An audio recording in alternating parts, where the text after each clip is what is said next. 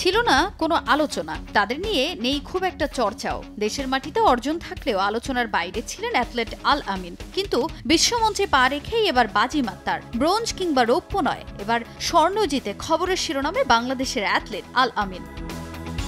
মালয়েশিয়ায় বসেছে open athletics championship, যেখানে অংশগ্রহণ করতে গেছে বাংলাদেশ থেকে এক ঝাঁক অ্যাথলেট। আর আমন্ত্রণমূলক কাহা মাতা অ্যাথলেটিক্স চ্যাম্পিয়নশিপে অংশ নিয়েই সাফল্যের দেখা পেয়েছেন লাল সবুজের প্রতিনিধিরা। পাহাংয়ে দারুল মাকরুম কুয়াতুন স্টেডিয়ামে বাংলাদেশ সেনাবাহিনীর অ্যাথলেট আল আমিন 3000 মিটার স্টিপল চেজে অংশগ্রহণ করে চমকে দেন সবাইকে। মাত্র 9 মিনিট 32 সেকেন্ড 39 ন্যানো সেকেন্ড সময় নিয়ে প্রথম স্থান অর্জন করেন তিনি। শুধু আল আমিনই নয়, এবারের ওপেন অ্যাথলেটিক্সে অংশ নিয়ে হ্যামার থ্রো ইভেন্টে রৌপ্য পদক জিতেছেন গৌরাঙ্গ রায়। 50.28 মিটার দূরত্ব অতিক্রম করে দ্বিতীয় স্থান অর্জন করেন তিনি। আর পোল ভল্ট ইভেন্টে রৌপ্য পদক জিতেছেন সৌরভ মিয়া। 4.40 মিটার লাফিয়েছেন তিনি। এখন জন্ম সনদ দিয়ে খোলো বিকাশ স্টুডেন্ট অ্যাকাউন্ট। নিজের বিকাশ নিজে কর।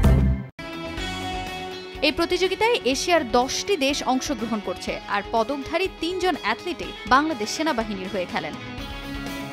তাজিন খন্দকার, সময় সংবাদ।